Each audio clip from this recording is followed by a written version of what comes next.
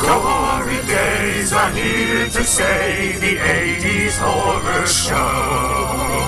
Take a stroll down memory's lane. It's time to start the show. The Gory Days, the Gory Days, the Gory Days, the Gory Days. There is no room for the fornicator. There is no room for the homosexual. Welcome to the Gory Days, the show where we take a stroll down memory lane to remember our favorite horror movies from the 1980s and early 1990s. Sounds like we got a little bit of a feedback there, picking up another station, but not a problem. You're listening to the Gory Days with me, Kyle Leone, your host, to walk you through the slanes of Horrorville, hand in hand as we go skipping merrily along, saying hi to all of the neighbors and the postman and the milk lady and all of the people who work in this municipal district that is Horrorville. I am your guide to the world beyond. Kyle, it's me again. Welcome to the Gory Days.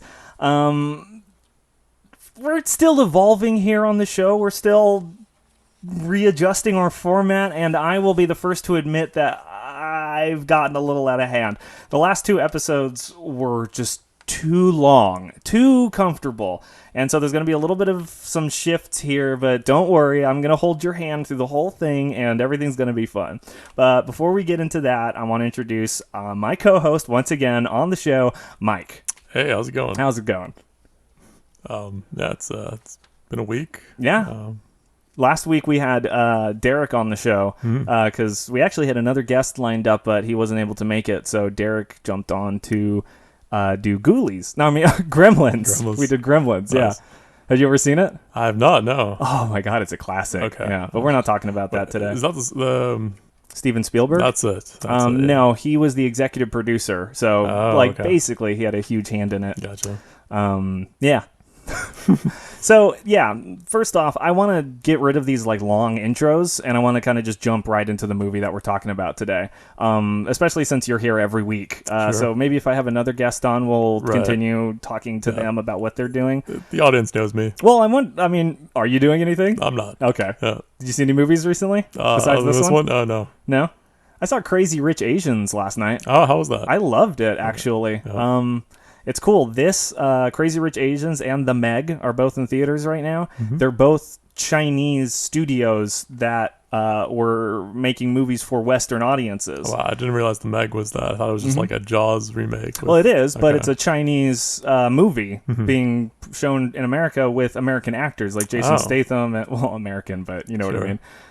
He's like British Western. or something. Yeah, exactly, Okay. Western. Yeah. And Crazy Rich Asians is kind of the other side of that, where we're seeing Eastern stories being presented to a Western audience. Mm-hmm. But yeah, it's about, I won't go into what it's about, but basically it's super beautiful portrayal of Singapore. Mm-hmm. Just as, I've never wanted to go to Singapore before, but now I can't wait. It's gorgeous. All right. I don't know, have you ever traveled? No, not really. No. Never? Where are the places you've gone? Tijuana counts? Does Tijuana count? I've never been to Tijuana. Okay. No, the only place I've gone to outside the country is Paris, and that was for a singing trip. Nice. Yeah, where have you been? Tijuana and Vancouver. Cool. Yeah. Yeah, I guess those count as out of the country. You need a passport for that. Anyway, that's it. The movie we're talking about today, Children of the Corn, Stephen King's Children of the Corn from 1984. Is this the first time you'd seen this movie? Yes. Yeah, me too, actually. I'd seen a lot of parodies and stuff on South Park, and I think Family Guy did a similar thing where the kids take over. Mm-hmm. But this is the first time I'd actually seen it. I've definitely heard the name Children of the Corn many times. Where did you hear it? I don't know, No. but it is something I've heard. I was somewhat familiar with the story, even though I'd never seen anything or even a parody of it. It's kind of like just a culty name, to the Children of the Corn. That sounds pretty ominous. Mm-hmm. But yeah, it's originally based on a story of the same name that Stephen King published in Another Hustler. Stephen King. Well, yeah. Hustler. Yeah. Wow. Once upon a time, I was amazed to find that Hustler was. I knew that sci-fi got its home early on in porn magazines and things, as they would publish Ray Bradbury and whoever. Rebrand already started in porn magazines. I think so. That's crazy. Am I wrong? No, I don't know. I'm thinking of him and that other really tiny angry man who wrote "I Have No Mouth and I Must Scream." I can't remember his name. I'm Okay. sure there's people out there who do. But the point is And they're screaming right now. But the point is that, like, yeah, porn magazines published horror stories and sci-fi stories and stuff. So in an issue of Hustler, there was Children of the Corn, this little Stevie King story. Wow. Yeah, and it's basically the same story. I will get into the differences between the short story and the movie. But yeah, just right off the bat, first impressions of the movie. Yeah, I'm surprised this spun off so many. Oh, that too. Yeah, I forgot about that. The sequels. I don't know how many sequels there are to this thing. I think there. Let's see here. This inspired 8 sequels. Wow. Yeah, Children of the Corn 2, 3, 4, 5, 666, Revelation, a TV remake, Genesis, and the newest one, Runaway, came out in March of 2018. That's crazy because the story is pretty simple. I mean, we don't understand everything about this monster, but really simple. But it's a simple story. So yeah, that's what I like about it, is it leaves a lot of questions unanswered, and just kind of, it doesn't wrap everything up in a nice little bow. There's a lot of questions that I demand answers to. But on the topic of sequels, yeah, 8 sequels came out of this. Children of the Corn 2, The Final Sacrifice, came out in 1992, and it's actually a direct sequel to this movie. It takes place like right after the events. Wow. Yeah, okay. It's with the 4 of them at the end. What year was that in? That was 1992. Okay, so this just came out in 84. Years. Yeah, okay. There was a big gap between Children of the Corn, what people wanted out of Children of the Corn, I guess.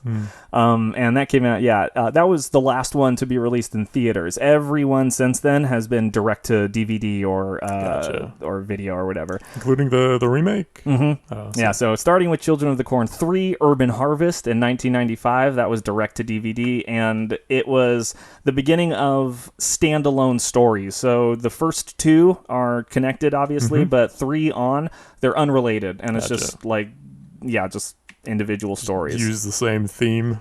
Well, it's funny, like in this day and age, that seems like a huge missed opportunity to create like a cinematic universe, kind of like how Insidious is doing it with The Conjuring and Annabelle and The Nun and all of that crap that they're trying to spin, because people love that right now. Yeah. Don't you love that? Oh yeah, it's the same world. That's just. If I like the setting, then more of this, please. No, kids don't like just like a toy anymore. They want to know the backstory and what this person's like pathos is and why they're doing it. And I've always appreciated that's that. the best part. It makes the best characters. So then Children of the Corn 4, The Gathering, 1996. Children of the Corn 5, Fields of Terror, 1998. Children of the Corn 666, Isaac's Return, which is the first movie to feature Isaac again. And so it's technically a standalone story, but Isaac comes back, which I thought was pretty cool. It kind of answers one of the lingering questions that I was wondering about. What happens to Isaac? Yeah, exactly. In 2001, they made Children of the Corn Revelation, because every movie needs a revelation at some point. Excuse me. And then in 2009, Sci-Fi made a TV remake of the original film that follows the book story much more closely. And some interesting trivia about that is that the director noticed how silly the original looked with all of these kids being portrayed by older actors. Right. So he wanted genuine aged kids, which apparently just turned out to be an absolute production nightmare. There's 2 things that directors jokingly say not to do. Don't work with kids, don't work with animals. Right. Because, like you have to educate them. Like they have to go to so many hours of school on set and things like that. I can only imagine. Which is why I was so surprised when Isaac was such a good actor and he looks so young. But then I looked at his Wikipedia page and saw, he was actually 24 years old. He's 24. Isaac in this movie, the prophet. He's only he's so much shorter than Malachi, and he's shorter than everyone else. And he's got the little squeaky voice. But he was 24 years old, and you looked into that. Yeah, he has HGH deficiency, human growth hormone deficiency, so that's why he hasn't grown. Yeah, so if you were laughing or giggling about that up until now, shame on you, because I certainly feel terrible for thinking it was silly that he was 24 when I found out. Then in 2011 they made Children of the Corn Genesis, and finally in March of this year they made Children of the Corn Runaway. Unrelated, they're just wringing out Stephen King's story for whatever they can. He's what's hot right now. It's just like, I guess it lays the groundwork for more stories like that. Like, oh, a person comes to a town and there's no adults, and what do they do? And they get captured. And yeah, I guess you can just do that 8 more times, apparently. All of them had no adults? Is that kind of the running theme? They all killed their adults. They all killed their parents. Yeah. So the movie we're talking about, Children of the Corn, 1984, released on Friday, March 9th, 1984, with a budget of $800,000, an estimated budget of $800,000.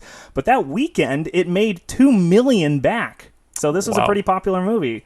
Not probably because Stephen King was already a pretty big name by then, but it's got a catchy title. Oh, Children of the Corn? Yeah. So, let's go back to March 9th, 1984. It's a Friday. Ronald Reagan is president, and we're having a lot of fun listening to Jump by Van Halen and 99 Red Balloons by Nena. Something balloons. We just saw Splash in theaters, starring Tom Hanks, Daryl Hannah, Eugene Levy, and John Candy. The first movie to be released by Touchstone Pictures. I'm sure there will be many more after that. Who knows? Who knows? Let's go back to my house and we can watch Christine and Firestarter and Octopussy on home video. Firestarter, another Stephen King movie. And Christine, another Stephen King movie. Okay. Yeah. And when we're done with that, we can take a look at my Life magazine with Daryl Hannah in a bathing suit on the cover. I thought Firestarter was literally in theaters at the same time as this movie. Oh, my research says that it was just coming out on home video. Oh, okay. Maybe that's the case. I don't know. This is something we could argue with. Where'd you find that? I don't remember. I think I found mine on takemeback2.com. And to be fair, it wasn't completely accurate because the website said that in 1984, people were watching a TV show called Down to Earth, which is a 2001 comedy starring Chris Rock, where he is an angel and gets sent into a white person's body. Oh, okay. So no, I don't think people were enjoying that as a TV show in 1984. No, that's not a thing. When it had it come out. So, hey, takemeback2.com, fix your stuff. Or teach me how to fix it. Taglines for this movie that I thought were pretty fun. An adult nightmare. You see, it's kind of got the... No comments on that one? The next one is, I guess. And a child shall lead them. Yeah, that sounds like a prophet or something. It reminds me a little of... when I hear that line, I think of religious things, like a Bible verse. Religious things. Also, Lord of the Flies, the book, which has... I've never read Lord of the Flies. Okay, you did? Okay. Did you have to read it for school, or did you do it for pleasure? Both, Kyle. Both. I don't know. I've seen the movie, and it's not really like a pleasant story, but I'm sure the book kind of expands on the themes and allegory of... Probably. I haven't seen the movie, so... Oh, okay. Yeah. And a child shall lead them sounds biblical because it does come from Isaiah 11:16 in the Old Testament, which reads, And the wolf shall dwell with the lamb, and the leopard shall lie down with the kid, and the calf, and the young lion, and the fatling together, and a little child shall lead them. It's also what's written in the church scene on the walls. One of the walls in blood is, I assume blood is written, and a child shall lead them. Yeah. And then the final tagline, which is my favorite, I love this. In their world, adults are not allowed to live. Pregnant pause. Yeah, exactly. It's got ... and everything. Yeah. So, did you get a chance to check out some of the trivia and things for this? I saw a little bit of the blunders or the on IMDb. There's like there's a portion where they show like scenes where like a microphone was shown, like a boom. Oh, I definitely saw a person, like there's a crew member in a shot that really threw me off, and I thought it was a character like about to get the boy in the beginning. So yeah, in the spirit of the new format of the show, I guess the last thing I want to do is explain the timeline, and then we'll just jump right into it. So the film rights for the short story were originally optioned by Hal Roach Studios, which we see in the opening credits that it's Hal Roach and New World Pictures present. King wrote the original draft of the screenplay based on his short story, which focused a lot more on Burt and Vicky and a lot more history on the uprising of the children in Gatlin. But I would have loved to have seen that, but Yep. instead the script was disregarded in favor of George Goldsmith's and the screen. reason for that is he had like the first 20 minutes of them just talking in the car, explaining the backstory. Goldsmith says King's script started with 35 35. pages of Burt and Vicky Okay. arguing in a car. So he decided to tell the story visually through the eyes of two completely new characters, Job and Sarah. Joby and Sarah. Which, like, I get that it has a more traditional narrative structure, but in the original short story, they are not a happy couple. They are already married, for one, Right, and that their was a marriage big is thing in falling the- apart. Okay, and that was a big thing in at least a thing in the movie where it's like, oh, why haven't we been married? Is that they're not married, and Linda Hamilton really wants to get married, and Yeah. he's like, "Oh no, that's not important to Who me." is Sarah Connor, by the way? Yeah, which is great. Linda Hamilton. So yeah, movie. Oh wait, was that all of it? Yeah, I guess that was all of the timeline. Nothing really else. Yeah, that I wanted to hit on. So we can jump right into it. Set in the fictitious rural town of Gatlin, Nebraska, the film tells the story of a malevolent entity referred to as "He Who Walks Behind the Rose," which entices the children of the town to ritually murder all the adults in town and a couple driving across country to ensure a successful corn harvest. So that description, that synopsis comes from Wikipedia, and it's like the top part where they don't give you the whole plot. And I think it's a little misleading because it makes it sound like the kids murder everybody and Yeah. no one gets away. Right. Well, I guess that's almost true, except for maybe the mechanic. Well, in the original story, that's the case. Differences specifically is that neither of them make it. Linda Hamilton's character Oh. in the book dies, Okay. and Burt dies in the book immediately after seeing Linda Hamilton's character die. So Like out of sorrow or something unrelated. Oh, they catch him. They kill Okay, him. He's killed gotcha. by the one who walks behind the rose. I see. So I want to kind of unwrap these differently. I don't want to go scene by scene. The big thing is that the city of Gatlin 3 years ago was a normal place. Everyone in town was having a great time. Joby was going to church, and it seems like that day, Yeah, for whatever reason. that was the day that Isaac, this preacher kid, was able to convince all of the children that there was an evil entity stronger than the God that they knew that willed them to kill their parents. And so these extremely influential children Yeah. do it. And they kill everybody. And before that, there was like a nice voiceover of the kid just Joby, explaining yeah. this nice town, and it seems really pleasant. And then, bam, And then that's it. Yeah. They all get slaughtered. And then they don't in really... a diner is where we see it. Yeah, we only see the diner. Where That's Joby's parents get slaughtered as yeah. well. That's one of the first opening scenes. It's at Homer's. It's a coffee shop.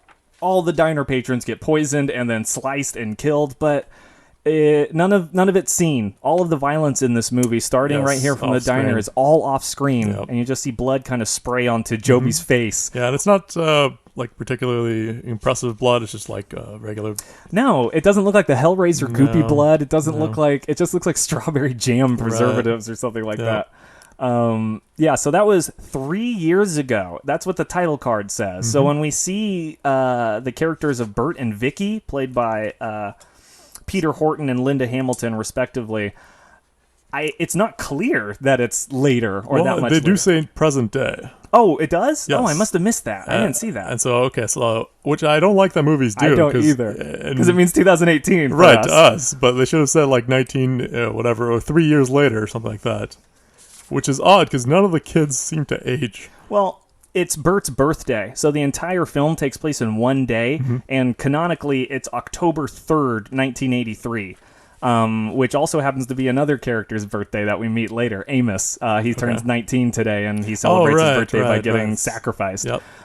So Burt and Vicky are dating. They're not married because that's kind They're of a running... almost engaged. Yeah, it's like they're at the point in their relationship where they can talk openly and joke about getting engaged, but they're still not. And it's obvious that Burt, they're both going to Seattle Right. to They're start their driving new cross lives. country Yeah. to Seattle, where So Burt is now a doctor, and he's an intern now, and I Yeah. guess he's going to start his residency Right. at this Seattle place. And that's what takes him. So they have to go through Nebraska to get there. Where do you think they started from? It had to be This somewhere on will the show East Coast. the huge hole in my geography. Because Nebraska is pretty Midwestern, and Right. Seattle is in the Pacific Northwest. So they must have had to come from either the South or the East Coast, I'm thinking.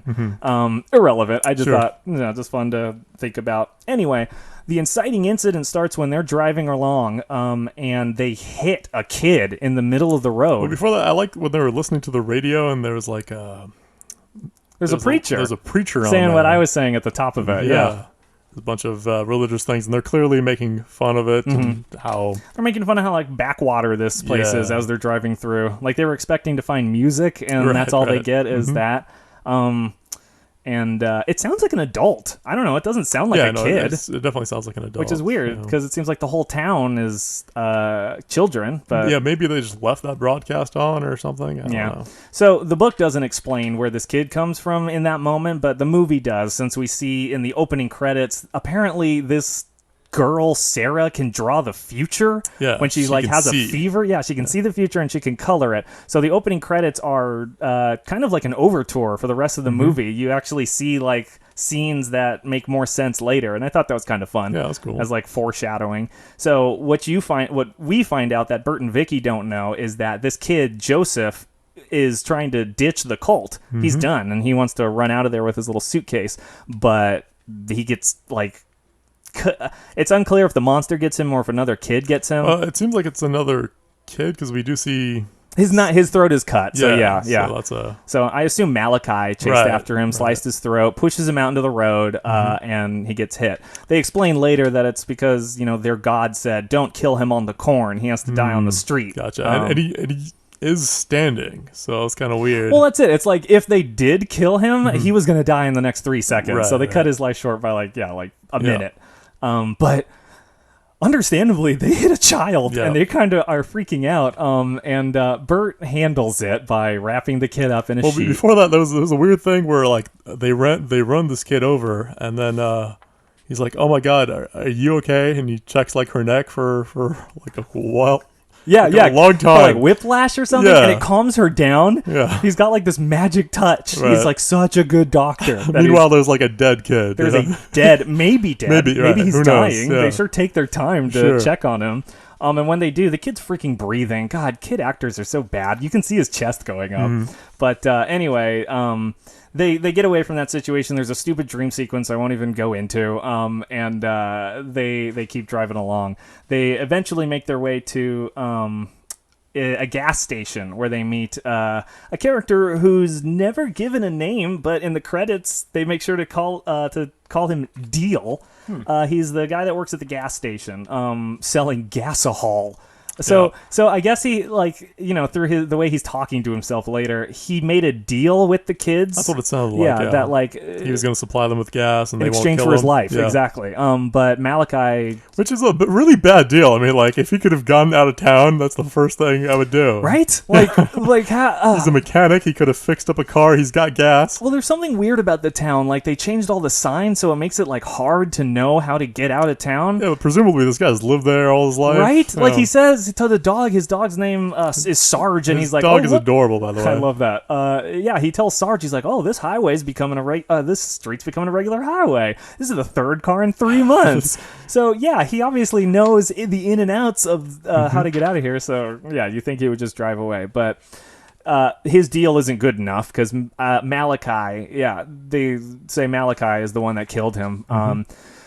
Long, suspenseful walking around before it happens. Lots of long, suspenseful walking around in this movie. So the reason we even, just to backtrack a little bit, is the reason we even got to the mechanic is they're trying to find someone to call, someplace to call. They want to report the crime that they crime, did. They're yeah. trying to desperately... Well, not so much that they did. He's a doctor, and he clearly saw that this kid was, dead Oh, that's before right. they even got there. So Yeah. they're trying to report that crime. Okay. And I guess, were they out of gas too? They Did weren't have to out of fill up gas. too? They still had gas, but they were looking around for adults, or at least That's a right. phone or something like that. And he's the only one. And Yeah. he tells them, oh, yeah, there's another town. Just go this way and turn this way. And they're like, great. But the directions aren't right. They're weird. Yeah. As soon as they turn down a road that is supposed to take them one way, they see another sign for Gatlin, and the distance is smaller. And so they turn in opposite direction, and another sign for Gatlin, and the distance is even smaller. And I guess they're getting desperate to find someone to talk to, so they decide to turn into Gatlin. Yeah. Gatlin is the town of Nebraska that apparently has been completely overrun by kids, and all of the parents and adults are dead.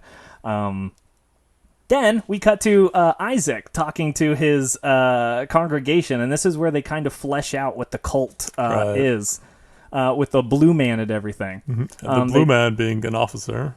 Yeah, so he talks about he who walks behind the rose, and Isaac is like pontificating. He does a great job, honestly, with all of his like. He's a good actor. Yeah, like I don't even think I could reproduce it, but like and he shall speak through me, and he speaks always through me. Yeah, literally stuff like that. To all these kids. And so the one in charge is Isaac. The second in command is Malachi, who I can assume is like maybe 17 He's or 18. yeah. Okay, he's 18. And that's another thing, is that it's the children of the corn, not the adults. So when you age out on the first day of your 19th birthday, you sacrifice yourself to he who walks among the rows. And I was wondering that, like, as the movie was going on, like, oh, what happens if they age? And then the movie answers it. And they sacrifice. So Burt and Vicky are driving along, and they find a house that they think, oh, wait, that's right. Movement. That's right. There were kids, like, looting their car. And so they get in and they follow them, and they're trying to find them. They lose them, but they do find a house when they see some movement come from it.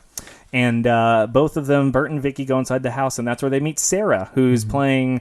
Well, they were playing Monopoly in there earlier, but now I think she's just drawing and listening to her record player. Because Isaac forbids all of that. Isaac, it was in the opening credits in the like drawings and things, but it looks like they had like a burning where they got rid of records and books. And honestly, it's just good dictatorship. Is like the first thing you want to do is get rid of anything that would influence thought among your people, so that you're the voice of reason.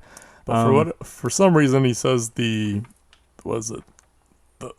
who walks behind the rose wants to keep Sarah alive because she has like future sight, and he like knows that and knows how valuable that is. Well, it seems like he kind of has a little bit of that, maybe. It's really unclear, and I kind of like the way they play with it, where it just seems like Isaac is kind of just a zealot, and he's taking advantage of them, and it's not clear if it's real until you see the sky when the gas station guy is looking out, and he's like, oh, it's just the wind.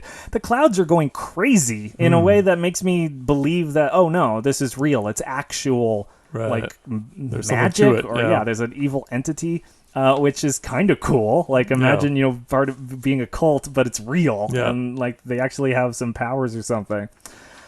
So Sarah and Vicky stay together. Burt says that he's going to leave and go check out the town hall. Are we safe, Burt? Split up. Are we safe? Yeah, are we safe? Yeah, it's weird, but I think we're safe. Okay. So Burt goes around looking all over town for things, and he sees a bunch of weird stuff that freaks him out, makes him think that he's not safe, specifically a picture of a dragon burning what looks like Vicky. At which point he gets like some Jedi powers. Flashback. There's a disturbance in the Force. Must find Vicky. Yeah, because what happens is Vicky's hanging out with Sarah, and Sarah draws a picture that we don't see until Vicky gets kidnapped. The kids come in, Malachi and all the kids, they take her away. Sarah is a little girl and obviously does nothing, but we see the image that she drew, and it was exactly that. Vicky being taken away by the kids. Right, and she was specifically said like, oh, Vicky was saying, oh, Sarah, what did you draw? I drew you. And she was kind of like, what is this? What did you draw? So yeah, the blue man you mentioned earlier was a police officer. They keep calling him the blue man because I assume he was the last adult to ever, like, and he was wearing a blue uniform. Yeah. But it's revealed later through Joby that he almost saved everyone. Yeah, that he almost killed the monster, he who walks behind the rose. Yeah, and so they kind of hold him up as like a forever sacrifice to how close we came. Yeah, and how we can never, which I think was kind of cool. Because Vicky sees him and she freaks out when she realizes that's my fate. Do you think he was starved to death on that thing? No, it seems like something happened. So he looked beyond, well, I don't want to say skeleton. He looked like a mummy, sort of. Like he had the life drained out of him. The life drained out of him. Then we kind of see, I don't know if we want to jump to a later scene, but we see something that later happened with Isaac when Oh yeah, this so being- that's coming up. Yeah, Right. so That's Isaac and Malachi like have a mutiny. Malachi is bigger and stronger and pushes him down in front of everyone and says, "We're not going to believe you anymore." And to my surprise, everyone turns on him. people are like, okay, yeah. They must have hated Isaac. Yeah. It's kind of set up that they did. That no Yeah. one really liked how oppressive he was Right. and how they like. Although we only saw Sarah and Joby, so we didn't. Well, Sarah and Joby are the only two that don't really buy into all of the crap, or Right. at least And it's- act on that. I guess like because they weren't in the field that day and they didn't see that magical thing that happened. Is that it? Yeah. I think Okay, so they only that's interesting. I don't know. There's a weird element in that the inciting incident took place 3 years ago, but none of the kids aged None of them in aged that dead. time. Yep. No, so that's weird that Joby and Sarah are exactly the same age when they were maybe 6 when the event started, and a 6-year-old and a 9-year-old would look very different. Yeah, and Malachi was 18 then, so he should have. Was he? I mean, Then yeah, he'd be 21. Right. Maybe he's getting them all booze. Right. So yeah, that's when we see the ritual of like birthdays.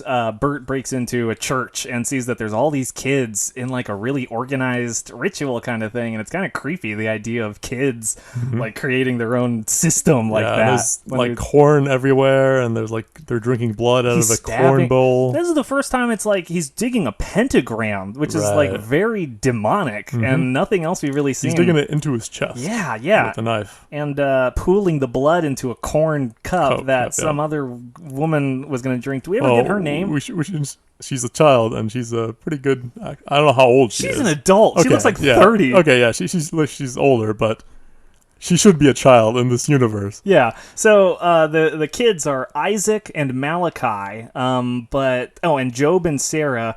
I guess I have another person here named Rachel and Richard Deegan. And Amos. Okay, so Richard Amos Deegan was John Philbin, and Rachel, the girl in that scene, was Julie Madalena.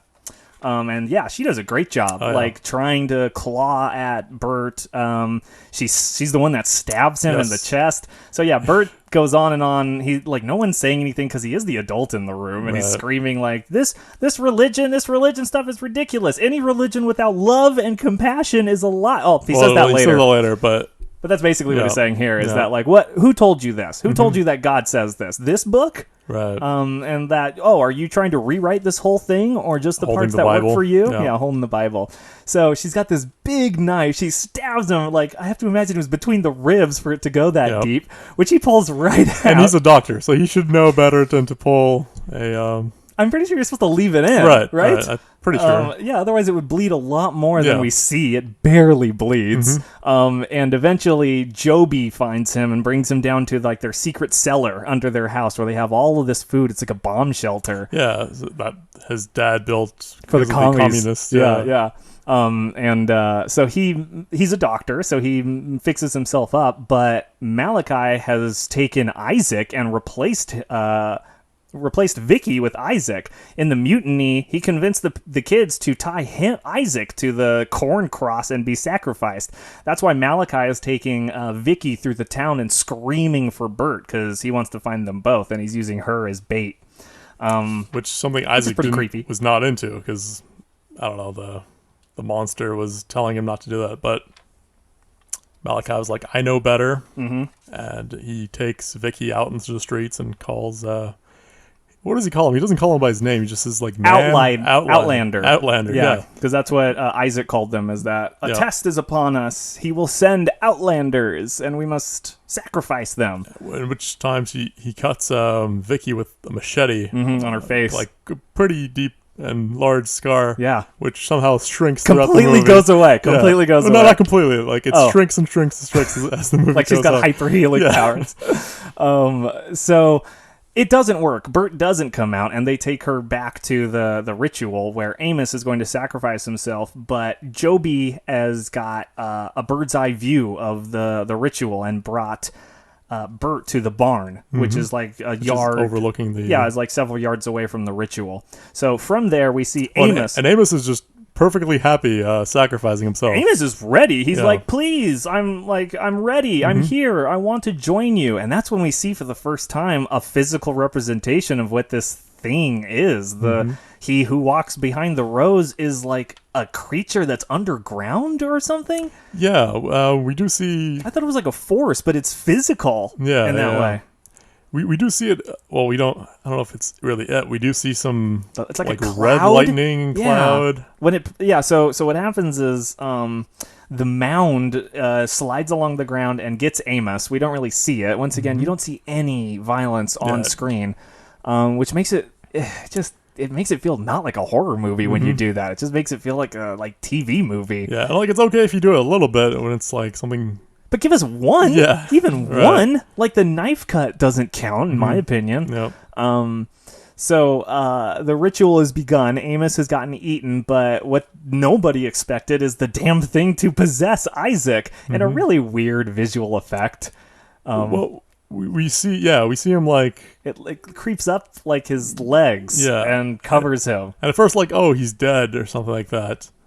And then only like a couple scenes later, he's Super Isaac. Yeah, he's Super Isaac. He's got like horns. His hair is all messed. Yeah, he's got like scars on his face. Right. And because what happened was when the thing possessed him, it launched his crucifix up into the air, and so he must have landed somewhere and gotten hurt. But so he's now possessed by he who walks among the corn, but he still or walks behind the rows, but he still refers to it in the third person. So it doesn't make me think that this is.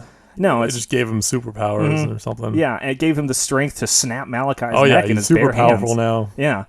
But that's the last we see of him. Yeah. We don't know where he went. Isaac disappears after he snaps Malachi's neck because the plan explained by Joby is that when the blue man was here, so everything's going crazy. The he who walks behind the rows is like destroying the barn, and the force is like all the kids are scared. They have no leaders anymore. Everything's going to hell.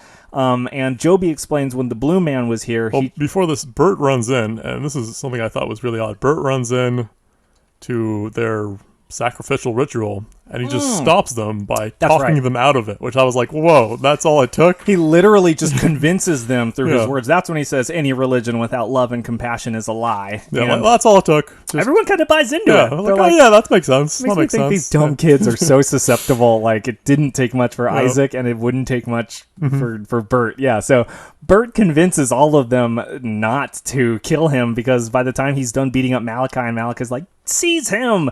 No one does anything, and in fact they kind of leave. But then once Isaac gets taken over, everyone is kind of like, oh shit, this is real. We got to get out of here. Burt doesn't know what he's looking at. He hightails it out of there. So that's when Joby talks about the blue man. And what was the blue man's plan? So it was they run into the barn, and everything's going to hell. Yeah, and the blue man, the police officer's plan was to. He read some verse from the Bible. I forgot what it was, but... Oh, that's right. Somehow he managed to, like, hurt the force or make it weaker by reading this specific... Well, I don't know if it's that, but it gave him some insight into how to destroy it. I forgot what the exact verse. It's, I'll paraphrase, but it's essentially about false prophets, that the false prophet should be, condemned and... Did it have fire in there? Maybe. Yeah. Okay. Maybe. I feel like I should have written that one down. Yeah, I probably should have too. But yeah, his plan was to set the cornfield ablaze, and the way he was thinking of doing that is to take the gasohol, which is alcoholic gasoline, gas, very flammable, of corn, very explosive, yeah, and to put that into the sprinkling system of the cornfields, which is pretty smart. Yeah, it's a smart plan. Oh, yeah. And I thought, even if they don't set it on fire, that's probably going to kill all the corn. Like, it's probably going to destroy the soil. Eventually. Yeah, all that gasoline and alcohol. Although it evaporates really quickly, so. Oh, that's true. So, so that's not enough, though. They're spraying gasohol all over the place, but it's wet. It's not on fire. He makes a Molotov cocktail out of a glass bottle, like you make a Molotov cocktail, not out of a plastic bottle. And do you want to handle this? Oh, sure. Okay, yeah, because this ending climax is so... It's hilarious. So the monster's like coming to get them, and everything's like shaking, and he takes this glass Molotov cocktails and throws it. Wait, before he's running through the corn, and he trips, and the corn itself starts wrapping itself around like his legs and his body. And I wrote down Evil Dead corn because it's like the tree in Evil Dead, and the way it like wraps and becomes that was actually cool. The way. I thought it was cool, and I was like kind of scared. I was like, "Oh shoot, this is a power we haven't seen before." Right. It's now physicalizing the corn. Yep. So he's cutting he has like a knife and he's cutting. Joby shows up. He's completely like powerless and he's stuck. But Joby comes running from the barn, gets over to him, cuts the corn off, saves his life, and how does he say thank you? He's like, oh, go back to whatever. Get back to the barn. What are you doing here? He says, get back to the barn. And Joby leaves the frame, enters the frame again, and says, excuse me. This is the freaking climax. We don't have time for this crap. Right. It's like then what happens? This funny scene. Then now this is the part. Then after this, so he takes the glass bottle and wants to throw it into the cornfield where there's all this gasohol to set the whole thing ablaze. And he throws it, and it happens to land on the path where some soft dirt. Yeah, so it doesn't break. Nothing happens. And then Joby is running after it, and he's like, no, don't run after it. You'll die, Joby, or something like that. And Joby, he picks it up. He runs all the way to that bottle. He runs all the way to the bottle, and I thought like, oh, okay, so Joby's going to throw it from there. But no, Joby grabs the bottle and runs all the way back. Like he does a sprint to the bottle, hustles it back, and then is like, he gives it to Burt, and he's like, throw it better. Yeah. Meanwhile, the mound is coming ever closer and closer. Mm-hmm. He hurls it, it breaks, and it lights the whole thing on fire. But because of the gasohol like in the pipes and stuff, there's explosions. It's like way bigger. It's incredible. Yeah. It's huge. It's like this huge effect that I wasn't expecting. The budget for this movie was $1 million. I bet like half of that went to pyrotechnics or something. Yeah, seriously. And then even more than that, we see like a visual effect of the entity, the he who walks behind the rose. It's like it's a superimposed flame on top of a real flame, which is and then it's like a face on the like mushroom cloud, and then it goes away. And I feel like it's pretty clear that it's gone. Yeah. It's gone, and they burnt it. Mm-hmm. Maybe it's like tied to the corn though, so if the corn comes back, it comes back because there's 8 freaking sequels, so something happens.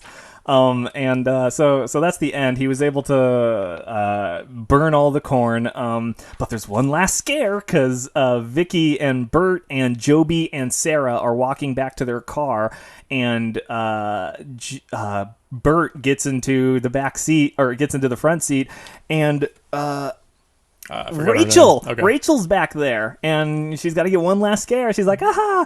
She's got like a scythe in her hand. She's got a scythe. And she's about to get them, and then bam, front door, car door in the face. Yep. Knocked out cold. Mm-hmm. And they're just like, ooh, she's out. Yep. And they leave her there. Well, so he's like a doctor. Bert's like, oh, what do we do? And Vicky's like, send her a postcard from Seattle. That's the only time I realized they were going to Seattle, is that little line. But they do say it one other time. They do? They do, Is it at the beginning? I forget where. Yeah, it's somewhere where they're talking and they're on their way to Seattle. Okay. And then it just ends. Yep. It just ends. It literally says the end. There's no music. They just kind of walk away. The camera's still on. It's still recording them. Right. It just says the end. Ugh. I thought that was pretty good. So before we get into the analysis and stuff, we're going to take a quick break, and we're going to listen to another interview from somebody I met at the Midsummer Scream. And when we come back, we'll be talking about our analysis, some of the themes, and finally our rating here on the Gory Days. So this is an audio medium, obviously, so describe for the listener what I'm looking at here. What are you dressed as? I just thought it'd be fun to go as a bear, and then I was like, well, how about I add another bear, and then just another bear. It's pretty cool. I wasn't going for like fairy tales. I was just kind of like, I don't know. I just thought I'd go for a little extra. So are you like a cosplayer? Is this something No, you like to just thought I tried to be original. I tried to do something different. I'm like, I don't like dressing up as a movie character. I just try to do like something that I feel like more original. Today I was like, this year I kind of feel like an animal, and then I was like, how about I add to it? So.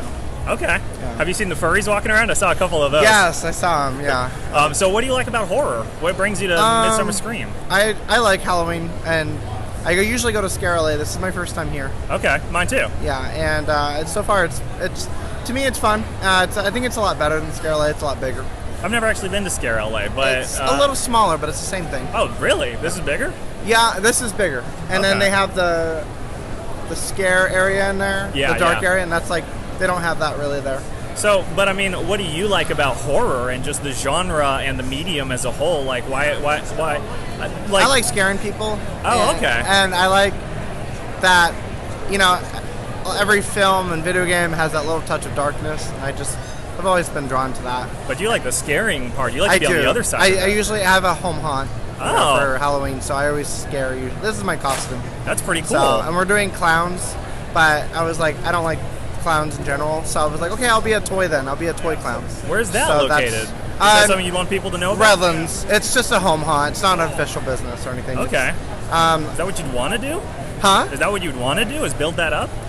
Yeah. Every year it gets bigger and bigger, and we're kind of known as the scary house in the block in Redlands. Okay. So we're always like, Redlands is a little bit more conservative. So we're always kind of like the one that pushes that boundary a little bit. Oh, okay. Interesting. Yeah, it's 1133 West Olive Avenue, in case anyone's interested. But sure. It's year round? Year round.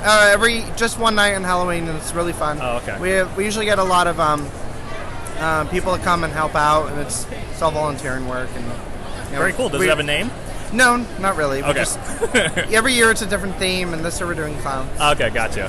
Very cool. So, yeah. Well, thanks for taking the time. Yeah, absolutely. The Gory Days. And we're back. That was an interview from Midsummer Scream talking to a fine young gentleman dressed as a teddy bear with another teddy bear on top of it, holding a smaller teddy bear. That's a lot of bear. Yeah, he was pretty interesting. He mentioned that he has his own, haunt out of, I think he said Reading, his own private house that he converts into a haunted house? A real haunted house. And it's year-round, or? That's what I asked. He said, no, it's just during Halloween, but it's the whole month usually. He'll have it open just for anyone to come by. Oh, that's pretty cool. Yeah, that's really nice of him. I didn't get a chance to ask him, how much he spends on that, but it made me think that a lot of the vendors and stuff at Midsummer Scream are for both amusement parks and that kind of thing, but also for individuals who can afford that. Yeah, that's really cool. I'm assuming it's a free admission to this haunted house of his. Oh, maybe. I don't know. Maybe he charges for it. Yeah. I feel like it should be free. Unless, I don't know, if I'm paying that. Yeah. Maybe I have to sign something. Yeah. There's a waiver. So, Children of the Corn, I want to talk about the themes, specifically the idea of cultism and religion, religion being a vehicle to get influence and power over others, whether or not it's for malevolence or otherwise. Yeah, I feel like we always bring up religion, but it's always been a theme in these horror movies. I guess that is a common thing. That's funny. Yeah. Yeah. What do you mean? Well, we brought it up in Hellraiser quite a bit, and a little bit in, I guess not in Graveyard Shift, but but in Pumpkinhead a little. Yeah, absolutely. Yeah, this idea that religion is the antithesis of evil. Yeah.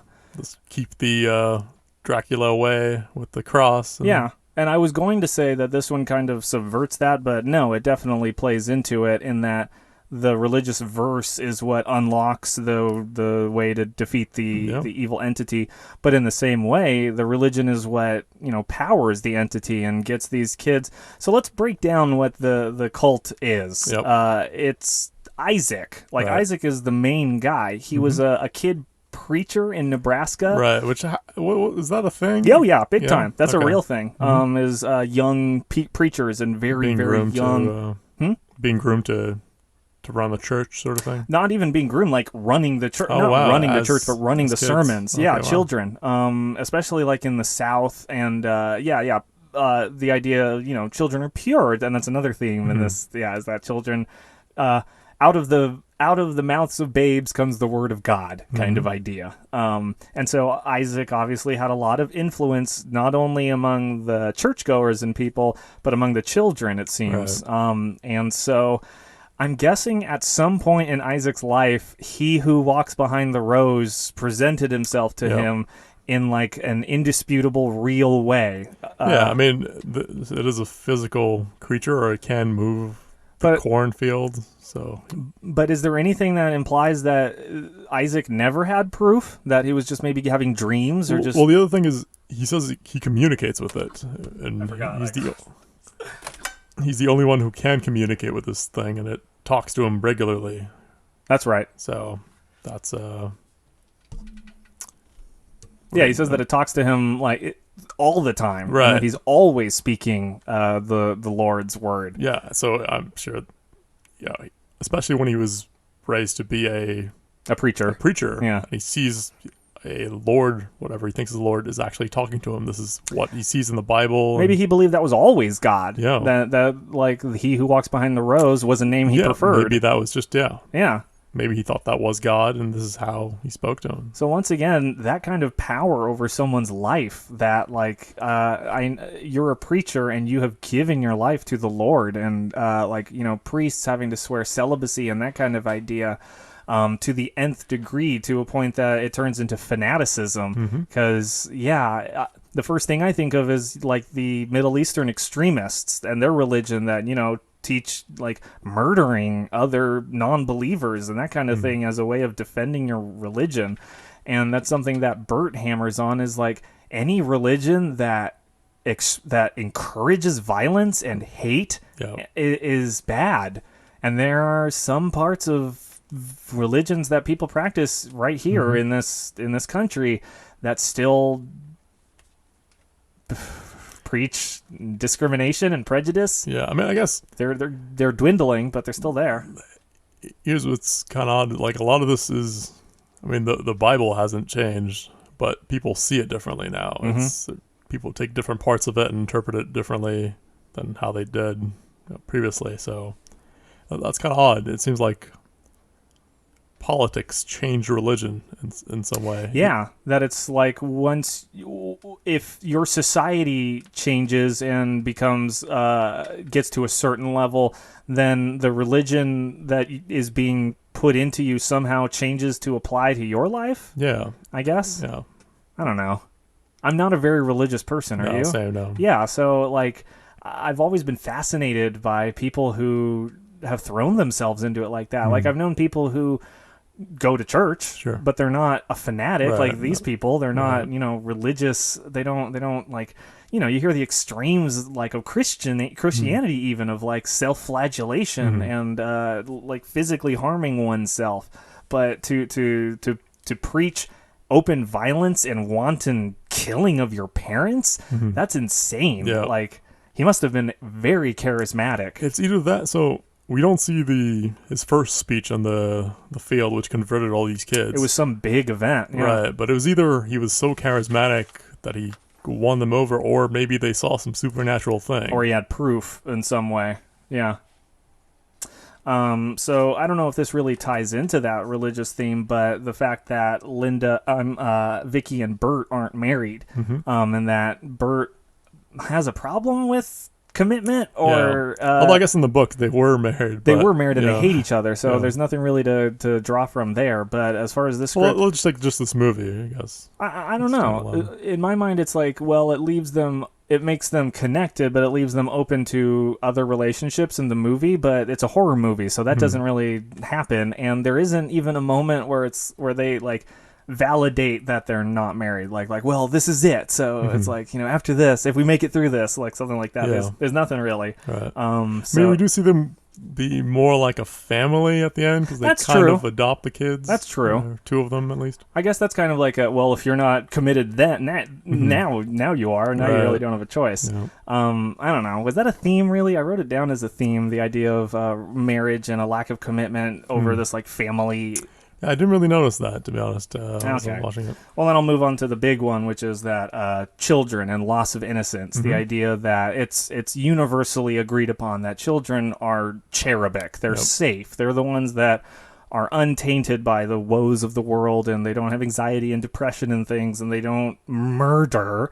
They're kids, and we all love kids. So an adult nightmare, the idea of the kids that you could never punch or kill or fight off. They're your children coming at you and killing you. I feel like this movie doesn't play with that horror enough. Yeah, like that opening scene of the kids turning on them. Yeah. It's too quick and it's too distant. They're none of the adults.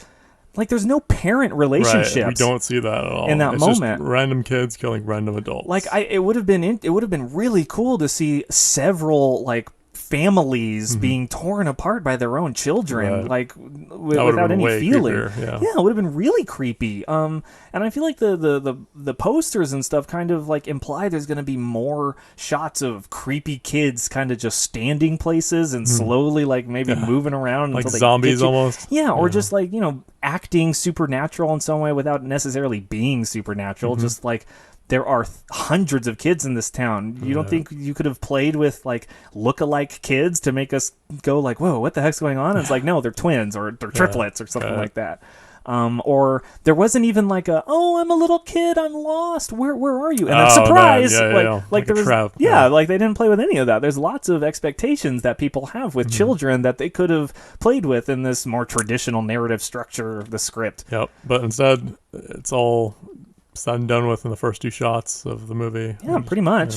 And so, like, the idea of you and your girlfriend driving across the country and having to stop in this town because of a horrible accident, and you're just trying to do the right thing,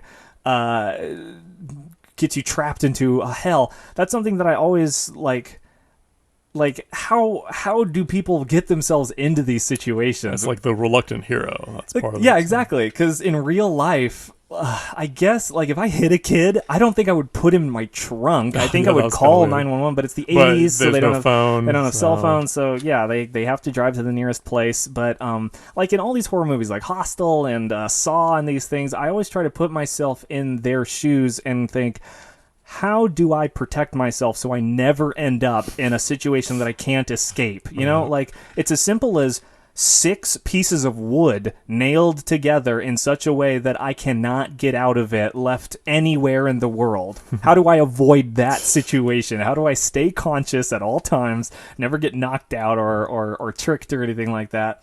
And that's the thing, is that Burt and Vicky aren't stupid. They're not your typical like horror characters. They have more going on. They're cautious. They've got self-preservation, obviously, and they're not tripping all over themselves, except for Burt at the end. But I respect them, and I was rooting for them the whole time. Yep. It would have been nice if one of them didn't make it, personally. Yeah, just because, you know. The emotional stakes would have been a little bigger. When they put Vicky up on the cross, they don't do anything to her. She's just tired. And it's only one day, so it must have been like 3 or 4 hours, but she's like exhausted from it or something. Yeah. From being out in the sun. But yeah, so that's a major theme, is children being evil and things like that. And the other thing is, so at the end, there was, I guess Joby he was the only one who's like had the presence of mind to, hey, this bottle being thrown there wasn't gonna kill this monster. We need to do better. It almost seems like the other kids have been like brainwashed into just being kind of stupid.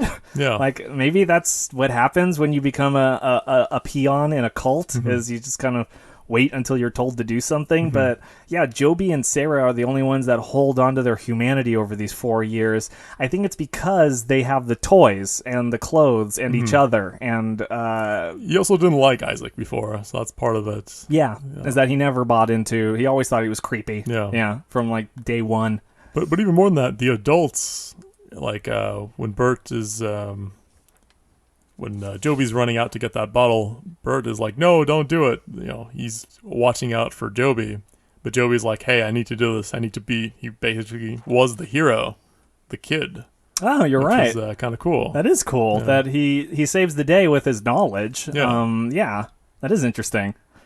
So yeah, children can be the villains and the heroes of this story. I thought that was cool. Yeah, because I don't know, children are usually just the damsels in distress. They're usually emotional baggage or something for the main character to have a horse in the race or something like that. And here they're the main villain, and 2 of them are heroes. So additionally, there's the theme of survival, of wanting to, not get killed by these kids. But they're pretty strong. And I thought about it, like, it doesn't, like, enough. If you get 5 17-year-olds, they could probably restrain a full-grown adult, whether it's Burt or Vicky. Sure. They never really restrain Burt, but they do get Vicky. Yeah, and she doesn't look. She's Linda Hamilton. She doesn't look tiny. Like, she's not frail. Yeah. She's really fighting them off. Sarah Connor. Yeah, exactly. Yeah, she knows what she's doing. She can fight off anything. And she's taken down by these 17-year-olds. But yeah, survival, and it's like, are you willing to kill children to survive, even if they're killing you? The only kids that die are killed by other kids, and adults are killed by other kids, and the dog is killed by other kids, but no adult kills a child, which I think obviously you can't do in a movie, regardless of how evil the kids are. Yeah, although we did see after the dog dies, the mechanic goes after the kids as a vengeance, but presumably he didn't get anyone. Yeah, but I don't think he was actually going to kill anyone. It's more like to scare them off for self-defense, because he knows what his deal is here. It's I'm allowed to live as long as I give you gasoline. And I guess the only one is Burt punches Malachi and beats him up a whole bunch, which honestly was a little awkward because he is a kid. And it's like, I know he's been trying to kill him, but that's the thing. That's what I want to talk about is like, despite how evil the kids are, me, the audience, never wants to see them hurt by an adult. And is that something you were feeling? Maybe not to that extent, because is that like, no matter what they do, that Western idea, I don't know if it's Western, it's probably universal, no, sure that universal idea that no, kids are you safe, they need to be safe. I don't want to see Malachi was almost an adult, so Malachi was almost an adult, so it's kind of I have to imagine he was like pretty close to his 19th birthday. I totally didn't expect Isaac to be overthrown in the middle of the movie. Like I thought he had a pretty good stranglehold on everything, but it was that's all it took. One push, and everyone, I mean, honestly, they're kids, and physicality is just a big thing among like children and people in general. So. So yeah, and Isaac does a good job of yelling and screaming and like going like, "No, you're heretics! You're all going to die! This is terrible!" And he was right. I'm sure some kids died in that fire. I'm sure not all of them got away, but once again, off screen, because they certainly don't put it out. They leave the scene. They like hightail it out of there. Yeah, there's even a funny. They're like running away from the fire, and Joby's like, "Oh, it's dead, right?" Yep. So why are we still running? Yeah. God, Joby's so weird at the end of the movie. He like loses his character and becomes this like, the silly person. Well, then why are we running? Because there's a giant fire and an explosion. You don't know what metal shrapnel is going to come flying out of there. Yeah. So the last one is small town communities housing dark secrets, and the idea that it's like a whole town can be wiped off the map and just like. The neighboring communities, don't like. What was the other town that was supposed? It was like Williamsburg or something like that, or I don't know. It's something, but it's like 16 miles is the nearest town besides this one. So yeah, it manages to be completely off the map, and that's always creepy. The idea, like, do you agree? Yeah, I mean, I do. I live in a very urban place, and I like the. Yeah, but times I've lived like out, I definitely get cabin fever really quick. So like driving out like in the middle of the 5 when it's pitch black out, and imagining like, well, what if like you had to turn off into a dirt road? I've definitely had to do that where I was driving home and the freeway was just absolutely clogged. So Google Maps tells me to take this other way, and it's completely black and dark. And I think to myself, this is it. They hacked my GPS and they're getting me to go to their barn, and I'm going to end up in a coffin and I'll be tortured to death. That's exactly how it happens. And so I thought about that, the idea like, it's me and my girlfriend or wife or whatever, but like there is no safety when you're out here. Like once you leave the safety of your home, this movie is telling me, and get into the mysterious backcountry of Nebraska, you got to be safe. If you hit a kid, keep driving. That was pretty much stop till he hits Seattle. Yeah, that's pretty much everything I took away from it. Is there anything that jumped out to you? Well, I'd like to go back just one more thing in the to religion again, is that we see what's the couple, Burt and Vicky, mock a preacher in the first scenes, and at the end they're using a biblical verse to help them out. So I thought that was kind of cool. You're right. It does. It's the two halves of the same coin. That religion is a positive force in people's lives, but people use it for negative. Right. And that's the thing, is like, I don't believe religion in and of itself is a bad thing. I think it provides a lot of good for a lot of people that without it would be really lost and wouldn't know what to do with themselves. I think it brings a lot of peace to people, but at the end of the day, it it is a manipulator of It's a very vehicle for, vulnerable yeah. people, of very weak people who need an answer from something. And so as long as that answer is one of benevolence and peace and love for your fellow man, that's good. But when it uses violence as a means to an end, to Right. I guess the other thing is like extremism, because I imagine the couple isn't maybe a little religious, but not to the point where they're no, they can't quote a verse. Yeah. and they do well. Burt does say any religion not based on love, and so he seems like he's open to that idea, but Yeah. not the extremism which these kids No. are clearly into. This fanaticism that results in violence and murder of your own kin. Like, that's the worst. That's one of the commandments is thou shalt not murder and thou shalt honor thy father and thy mother. They broke 2 commandments in that. Thou shalt have no false idols before me. That's 3. I don't know why I know so many of the commandments, but yeah. And for the religion theme, that's something huge that Isaac is able to take everything that they might have held as like, important and valuable as their morals and converts it and perverts it for he who walks behind the rose. And so what is he who walks behind the rose? Let's get into that. Yeah. I mean, we certainly don't. So Stephen King has introduced a lot of things to us. He's introduced ghosts, evil like dogs, The just Thing. these that wasn't actually Stephen that wasn't King. him? No, that was John It Carpenter. was Fog, right? The Mist. The Mist, That's it, yeah, Monsters in the Mist. He's done It, which is Yeah. just this like alien, otherworldly Shape-shifting, force, yeah. shape-shifting monster that preys on fear. So this one is kind of like par for the course as far as like all of his cosmic, metaphysical, supernatural horrors go. It just wants blood. Yeah, it's not clear because why does it spare the kids and why? Well, have you ever? It brings to mind the Lottery. Have you heard that short story? No. It's a short story that people. Well, you said you had to read Lord of the Flies for school, so I assume Right. you had to read the Lottery at some I did point. not. It's a story about a small town and they're hosting a lottery, and this one girl won, and how she's not happy, and everyone else is excited for her because it's revealed that the lottery is whoever wins the lottery is stoned to death by the town, so that the harvest is good, and that's a thing. That's been a thing throughout centuries. Right. Is the idea sacrificial for the gods for in a order harvest, for yeah. food, Yeah. for literally to make sure that the corn is good next year. South Park has done it a couple of times with the Britney Spears episode where they had to basically take pictures of her until she died so that the harvest would be good. In fact, South Park did a different one where everyone in town all the kids in town got the adults arrested by saying they were molesting them. So that was their Children of the Corn version. Is all the kids? It was called the M Word. It's a really fun episode. I gotta see it. Yeah, it's early on. But yeah, so this is a thing. The idea that a small town believing so strongly in essentially paganism, that it's never to God, it's always to the corn, to the harvest, to something that represents this like entire community's desperate need. Yeah, although this community seems like it was just a normal church-going community. There's nothing, but the kids believe in this.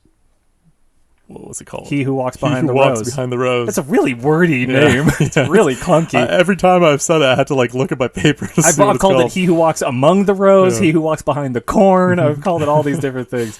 So that's always kind of freaked me out. The idea of like a small town being so set in its beliefs that they're willing to kill someone and like just remove themselves from it, or even like make up things like, oh well, they're a sinner, they're a heretic, they're a homosexual, they're a fornicator. Right. They're, In this case, it's just for watching music or for listening to music. just watching, for being Yeah, outside, just for exactly. being an outlander, an outsider, and the idea that like you're not from here, and Isaac turning it into like, well, this is a test. He said he would send outlanders here as a test, and now we have to kill them. Yeah, I feel like a small town, especially. Why is that? Why is it a small town? No. or- Why is it? Is it because are small towns more susceptible because they don't have libraries and like enough people in them with different thoughts to. I mean, maybe like they are like in a small knit community. There is like more of a group think to that. Where everyone knows each other and everyone Yeah. kind of knows each other's history and Right. they don't trust new people. Yeah. Maybe they're racist. I didn't see any black people in Yeah. town. Well, I mean, there's bunch of towns in the middle of the Yeah. country with. I'm sure it's a part of it. Mm-hmm. Yeah. So I almost forgot that theme, but did you have any others? I think that was it.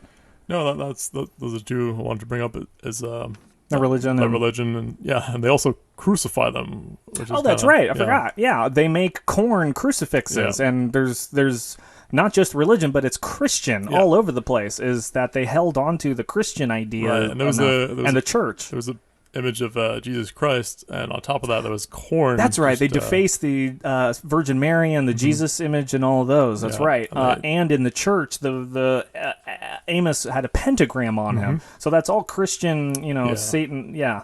Yeah.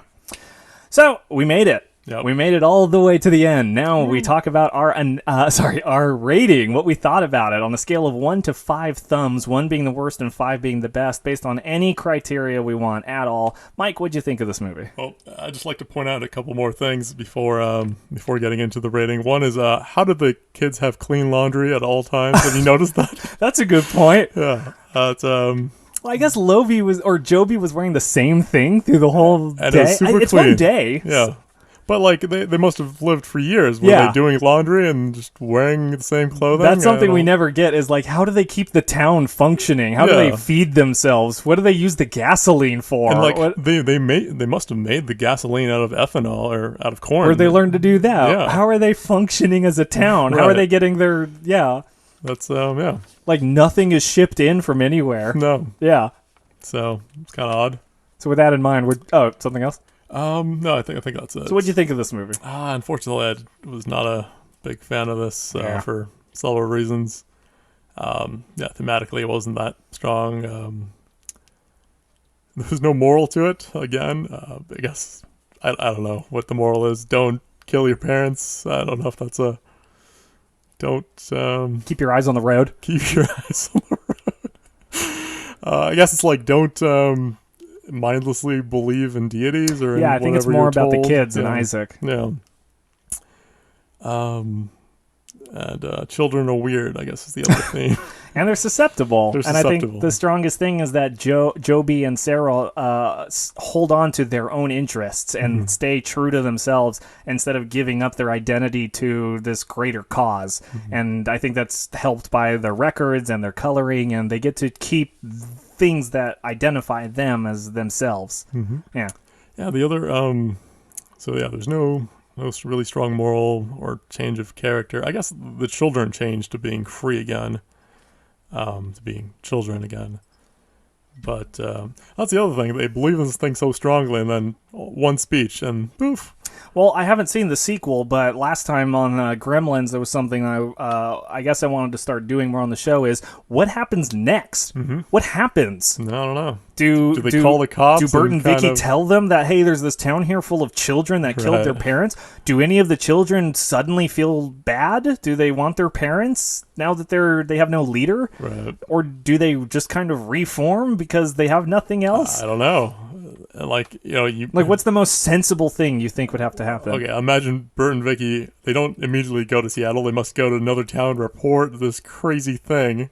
No one's going to believe them That's for a the thing. while. I don't think anyone's going to believe Yeah. them. I think they're just going to, like, these are your kids, Yeah. and I don't know what you're trying to do. Right. You killed a kid in your Yeah. trunk. That's what we care about. Right. Yeah. I think Burt and Vicky don't make it to No, Seattle, and I yeah, think those kids get taken away from Right. them. It's child services. is calling in. Exactly. And they get split up by the foster system, and they become drug dealers. Yep, the end. That's probably what happens. Yeah. So, I interrupted your rating. So besides the not strong morals, it wasn't even visually that great. Nothing. We didn't see any of the violence on screen. There was a bunch of goofs, like the big cut to Vicky's face, which slowly shrunk later, and No unique character No- designs. yeah, and the movie just kind of goes in a circle a bit. It kind of, oh, it's children, run away. Oh, it's children again, run away here. Yeah, so I'm gonna give it half a thumb. Half a thumb? Oh, Half a wow. thumb. That bad? Yeah, Oh, wow. Okay.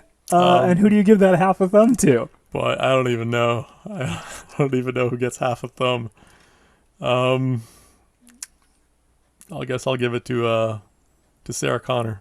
to Linda Hamilton No. herself. Sarah Oh, Connor. to Sarah Connor. She'll need it. Yep. Cool. Yep. How about you? Oh, Children of the Corn, 1980. Stephen King's Children of the Corn, 1984. You don't have to say that every time you read it. I liked this movie. I really liked the story. I don't think it doesn't go far enough with the themes like we were talking about. But like story-wise, I think it does kind of just meander around. Like in our recap, we skipped the first half of the movie. It almost doesn't matter until Burt and Vicky hit the kid. That's when the movie starts, essentially. So considering that you can ignore the first half of the movie before getting... Is it half? I'm sure it's less than that. I think it was like 45 minutes in, and then there was another 50 after that with 5 minutes for the credits. I think it's literally the halfway point. There are no unique character designs. Isaac's only interesting thing is the hat that he wears in that first diner scene. He doesn't wear it again anymore. Isaac's barely in the movie, considering he's supposed to be the big bad. It's more Malachi. Yeah. And I'm not interested in watching the interpersonal mutiny between Malachi and Isaac. I'm more interested in what they're doing and why they're so crazy. So, like, great Goldsmith screenplay. I'm sure everyone loved it at the time, but I'm just itching to read the book. The short story, I'm itching to finish it because I don't know, it just seems like a better story. Neither of them make it in the original story. At least like you said, the stakes are higher, and there's no. When a movie or a show does that, you're like, oh wow, if this happens, anyone can go at any minute, which is really cool. But this one, they've got plot armor and they're totally safe because I imagine it would have been horrible to have Burt take Joby and Sarah by himself. It's like, oh, this adult man is going to raise these two kids alone. I feel like movies never want to do that, and it makes that scene where he's like patching himself up with the kids in the cellar, just like, oh, he's topless with these kids now, but whatever. So I'm going to give this movie God, what did I give Hellraiser? I gave that like 4 thumbs, I think. 4 thumbs. Gave something other. So, anyway, this in a vacuum, I'm going to give it 3 thumbs. 3 thumbs? Yeah. Okay. I only have 2. You have 2 up. So. I'm going to give it 3 because, I think I would recommend it to people who are interested in, where all of these references and stuff come from. Yeah. You'll be disappointed. But the movie itself is not very good in my opinion, but no, it clearly it had a cult following. People still no pun intended. But it just makes a lot of promises that it never delivers on. Thank you. Yeah, so I'm gonna give 1 thumb to Joseph, the boy that dies in the very beginning. Hopefully it's still attached, but maybe it went flying off when he gets hit by the car. I'm going to give my 2nd thumb to Sarge, the gas station guy's dog. I always love to give thumbs to animals, especially if they're dogs with their little That's an adorable dog, too. It is. It's a cute little dog. And I'll give my final thumb to Burt. So he can throw the bottle nice and hard the first time and break it, so Joby doesn't have to go do his fireman sprint out and back.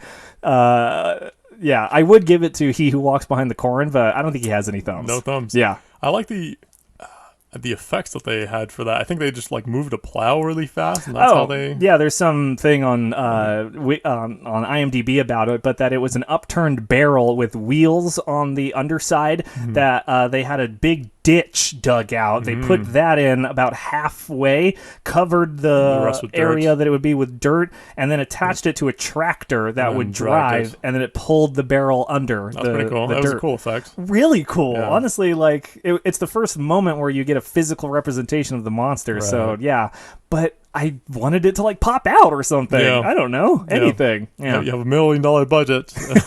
Any final thoughts? Not so much final thoughts, but I liked that it was all shot on location and it was all in Iowa. In Iowa, yeah. Which is kind of cool. That's where there's lots of corn, I guess. Not so much Nebraska, but Iowa. Yeah.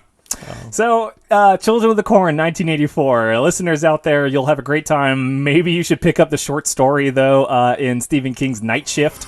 Or maybe just watch some of the sequels, because there's not much here. Or you can just read the Hustler article. But otherwise, we'll be here next time with the Gory Days.